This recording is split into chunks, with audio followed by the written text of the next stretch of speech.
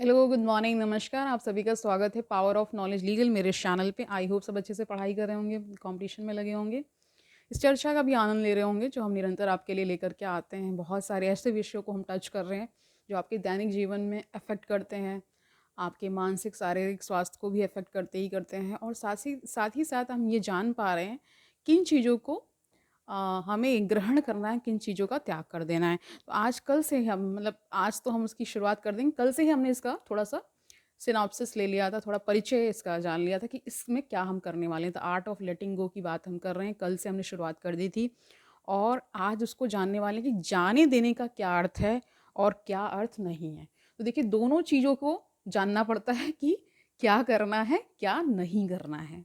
वैसे जाने देने का अर्थ क्या है और क्या नहीं है, इसको भी जान लेते हैं। शुरू करते हैं आज का सेशन, लेट्स गेट स्टार्टेड। तो पहली एक कोटेशन गिवन है, ठीक है।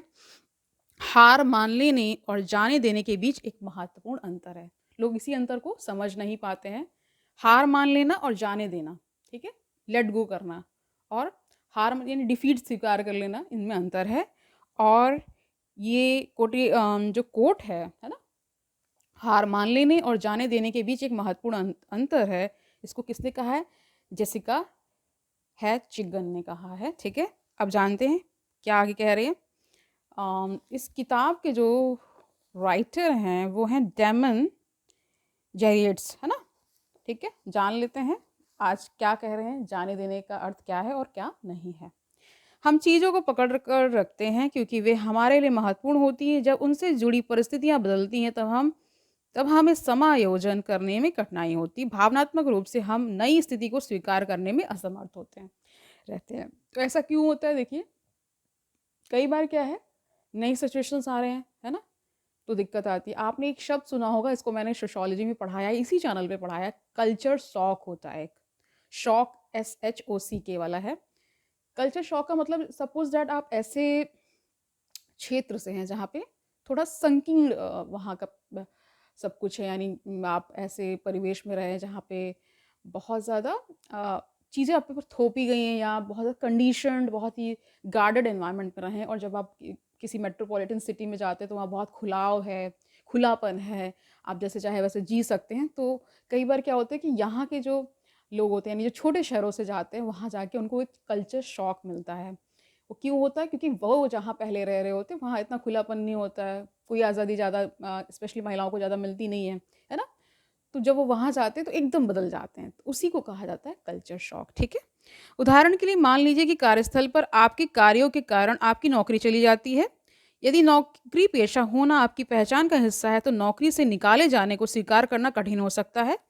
इस स्थिति में क्रोध, निराशा, और यदि आपको अपने किए पर पछतावा है तो आप तिरस्कार भी महसूस करना समझ में आता है। तो ये इन्होंने एक उदाहरण दिया है कि ऐसी स्थिति में तो आपको ग्लानि होती है ना, तिरस्कार सा अनुभव होता है। या कल्पना करें कि आप और आपका जीवन साथ ही तलाक लेने का निर्णय लेते हैं। यदि आपका विवाह आपके लिए महत्वपूर्ण है तो उसके विघटन को समझना कठिन हो सकता है। एक बार फिर क्रोध, निराशा और पछतावा सतह पर उभरने की संभावना है।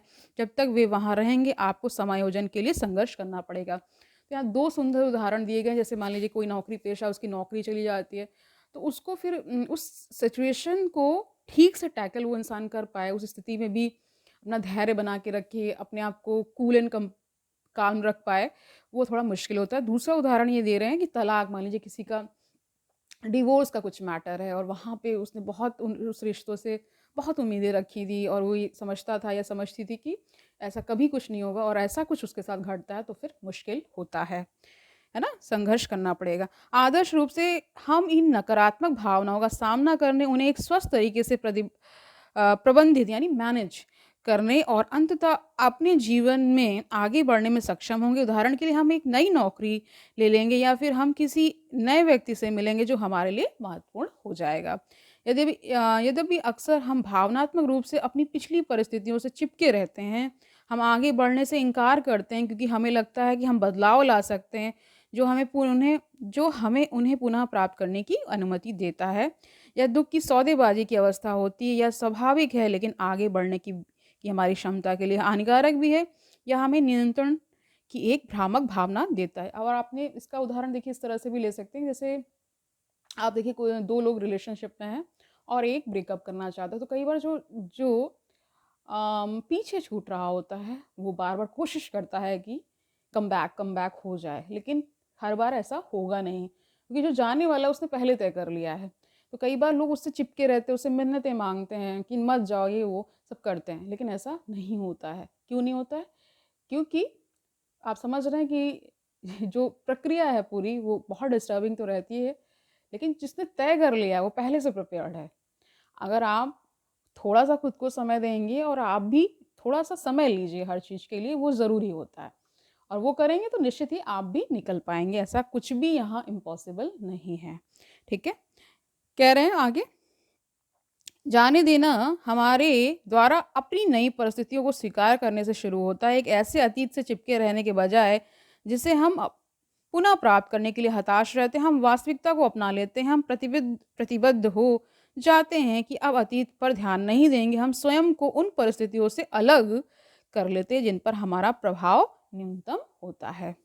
उदाहरण के लिए हम स्वीकार कर लेते हैं कि हमने अपनी स्वयं की गतिविधियों के कारण अपनी नौकरी खोई है। हम इस तथ्य को स्वीकार कर लेते हैं कि हमारा विवाह समाप्त हो गया है, और महत्वपूर्ण रूप से हम इन घटनाओं को बदलने में अपनी असमर्थता को स्वीकार कर लेते हैं। हम दुख की सौदेबाजी के चरण से, जहाँ ये घटनाएं हमें गलत लगती हैं, स्वीकृति के चरण में स्थानांतरित हो जाते हैं, जहाँ पश्चाताप और निराशा का दर अंततः समाप्त हो जाता है। तो जिस पल आप स्वीकार कर लेंगे, ठीक है, सब होता है, नौकरी भी जाती, नई भी मिलती है, विवाह टूटता भी है, और चाहे तो आप सिंगल रहें या फिर दोबारा विवाह कर लें अगर आप बहुत इच्छुक हैं। तो सारी स्थितियाँ कंट्रोल की जा सकती हैं जब आपके अंदर वो गुण आ जाएँ, है ना? सिचुएशन को टैकल करने का, कोई भी स्थिति आए, हम सबके लिए तैयार हैं, ठीक है? आगे जानते हैं जाने देने का क्या अर्थ नहीं है ना? जाने देने को कभी-कभी भावनात्मक परेशानी के परिहार के रूप में गलत समझा जाता है। नकारात्मक विचारों और भावनाओं से निपटने के बजाय उन्हें त्याग दिया जाता है, ठीक है? यह अपनाने के लिए एक खतरनाक व अस्वास्थ्यकर मानसिकता है, क्योंकि यह उदासीनता की सतत स्थिति की ओर ले जाती है। भावनात्मक परेशानी से बचकर हम अंततः एक उदासीनता, यहाँ तक कि संवेदनहीनता का रवैया अपना लेते हैं। तो ये थोड़ा-थोड़ा, ये जो बातें यहाँ हो रही, थोड़ा-थोड़ा बीमारी की तरफ इंगित करती हैं कि ऐसी बहुत समय तक उदासीनता बनी हुई है। बहुत, आप हो सकता है चिड़चिड़े हो गए हों, किसी से बात करना पसंद ना कर रहे हों, खुद ही में घुटे जा रहे हैं, मरे जा रहे हैं अंदर ही अंदर, लेकिन बाहर से शो ऑफ कर रहे हैं कि मैं एकदम ठीक हूँ। ये सब मत करिए। अगर कोई भी स्थिति है तो उसको सच्चे मन से स्वीकार करिए, तभी सॉल्यूशन मिलेगा, अदरवाइज़ मिलने वाला नहीं है। यानी खुद, ये समझिए ना कि खुद को छुपा लेने से आप क्या कर लेंगे? अगर मान लीजिए किसी दूरस्थ व्यक्ति से आप कुछ छिपा रहे हैं, तो आपके आस-पास के लोग को तो सब पता ही है ना कि आप क्या हैं और क्या नहीं हैं। है ना? जैसे कुछ लोग को मैं देखती हूँ कि छुपाकर ये कर रहे होते हैं, वो कर, अरे सबको पता होता है। जिनको थोड़ी भी समझदारी होगी तो वो अंदाज़ा लगा लेते हैं कि इस व्यक्ति के जीवन में क्या चल रहा है, ठीक है? हम स्वयं को तनाव, उदासी और भावनात्मक दर्द से बचाने के लिए ऐसा करते हैं। दुर्भाग्य से यह मानसिकता लाभ के बजाय हानि अधिक पहुँचाती है। अंत में हम इन वैध भावनाओं को स्वीकार करने और उनसे स्वस्थ तरीके से निपटने का अवसर छोड़ देते हैं। जाने देने के उचित तरीके में अपने नकारात्मक विचारों और भावनाओं को पहचानना, या निर्धारित करना कि हम उनका अनुभव क्यों कर रहे हैं, तथा इनकार और सौदेबाजी के चरणों का अर्थ यहाँ स्टेजेस से है, ओके, समझिए। दुख की स्वीकृति के चरण की ओर बढ़ना शामिल है। इस प्रक्रिया के दौरान दो महत्वपूर्ण चीजें घटित होती हैं। पहली, हम भावनात्मक लचीलापन विकसित कर लेते हैं। भावनात्मक लचीलापन समझ पा रहे हैं आप? यानी कि इमोशनल फ्लेक्सिबिलिटी की बात हो रही है, ठीक है? हम अपनी भावनाओं को दबाने और उनसे बचने के बजाय उन्हें प्रबंधित करना सीख लेते हैं। तो प्रबंधित करना मतलब आप उसको मैनेज करना सीख लेते हैं। कोई भी दुख आ रहा है उसको आप मैनेज कर ले रहे हैं, कोई भी स्थिति आ रही है आप मैनेज कर ले रहे हैं। आपको क्या लग रहा है कि सब कुछ मतलब अंडर कंट्रोल है, ओके? दूसरी, हम अतीत के प्रति एक अनासक्ति की मानसिकता अपना लेते हैं। हम अपनी भावनाओं को स्वीकार करते हैं, उनकी जांच करते हुए, और अंततः अपनी नई परिस्थितियों को स्वीकार करते हुए स्वयं को उन्हें जाने देने की अनुमति देते हैं। हम मान लेते हैं कि अतीत से लगाव अस्वस्थ है, यानी कि अतीत में ही हमेशा पड़े रहना, पास्ट को लेकर ही रोते रहना, ये क्या है? Not healthy, okay? और अपनी भावनात्मक परेशानी को दूर धकेलने के बजाय उसका समाधान करते हैं। यदि हम वास्तव में पीड़ादायी स्मृतियों, पश्चातापों, निराशाओं और सामान्य अप्रसन्नता से छुटकारा पाना चाहते हैं, तो हमें इन भावनाओं का डटकर मुकाबला करना चाहिए, ठीक है। तो इन्होंने आगे कहा है कि भाग 3 में हम कुछ तकनीकें बताएंगे जिससे आप इन पर काम करके अपना स्वस्थ जीवन आप जी सकते हैं, ठीक है। तो आज के पूरे सेशन का क्रक्स जान लीजिए क्या है कि जाने देने का मतलब है कि खुद को ये समझा देना कि ठीक है, अगला व्यक्ति जाना चाहता है, नौकरी जा रही, जाने दीजिए। एक सिचुएशन ऐसी आएगी जब सब चीज़ें कंट्रोल होंगी। कोई ऐसा संबंध जो टूट रहा होता है उसमें भी यही सारी चीज़ें आपको अप्लाई करनी होती हैं। अपने को थोड़ा समय देना होता है, ठीक से एक जगह बैठ करके लिख लीजिए। अगर डायरी लिखते हैं तो डायरी लिख लीजिए। कई बार कईयों का स्वभाव ऐसा होता है कि वो बहुत ज़्यादा बोल नहीं पाते हैं लेकिन लिखने में अच्छे होते हैं, उनमें से मैं भी एक हूँ। लिख करके आप अपनी भावनाएं व्यक्त कर सकते हैं, है ना। कई अपने आसपास के लोगों को ये इंटीमेट कर सकते हैं कि मैं इन स्थितियों से गुजर रहा हूँ, मेरे साथ ये हो रहा है, कृपया करके मेरे साथ थोड़ा सा क्या रहिए, थोड़ा सा आप सहृदय आइए, है ना। हृदय विद हार्ट मेरे से बात करिए। जैसे हार्ट टू हार्ट कॉन्वर्सेशन हो जाता है तो कई बार चीज़ें उस लेवल पे हल्की हो जाती हैं और फिर आपको ये समझ में आता है जीवन है, जीवन सबका एक जैसा नहीं होता। उसी प्रकार मैं ये दावे के साथ कह सकती हूँ कि जीवन में दुख और सुख का संगम है। केवल दुख ही दुख नहीं हो सकता और केवल सुख ही सुख नहीं हो सकता। तो जो इस भाव को समझ जाता है उसके लिए चीज़ें आसान हो जाती हैं। किसी चीज़ को आपको इतनी इम्पोर्टेंस नहीं देनी है जो कि आपका जीवन ही ले ले। ये आप कहते हैं ना, गांठ बांध लेना। इस बात को, मेरी बात को गांठ बांध लीजिए। किसी भी स्थिति, किसी भी पर्सन, किसी भी सिचुएशंस को इतना बड़ा नहीं बना देना है कि वो मैटर ऑफ लाइफ हो जाए, ठीक है। कुछ भी करिए पूरे हृदय के साथ करिए, पूरी उसमें ऑनेस्टी, पूरी लॉयल्टी के साथ करिए, है ना। अगर किसी रिश्ते में है तो पूरा सब कुछ अपना 100% दीजिए। और जब ऐसी कभी स्थिति आए कि जहाँ सब कुछ छोड़ना पड़े तो उसके लिए भी तैयार रहिए। जब इस भाव से जीवन को जिएंगे, निश्चित ही मैं दावे के साथ कह सकती हूँ कि आपको कोई भी गिरा नहीं पाएगा। आप अगर गिरेंगे तो स्वयं आप उठने का भी सामर्थ्य रखेंगे। इन बातों को एकदम कंठस्थ कर लीजिए अपने दिमाग में, एकदम जैसे कोडिंग होती है ना वैसे कर लीजिए। और फिर आप ये समझ पाएंगे कि ये जो बातें यहाँ कही जा रही हैं, द आर्ट ऑफ लेटिंग गो, हम सीख रहे हैं उसका क्या कितना महत्व हमारे जीवन में रहता है। हम शुरुआती दिनों में ये सारी बातें नहीं जान रहे होते, छोटे होते हैं, एज में भी कम होते हैं, एक्सपीरियंस भी कम होता है ना।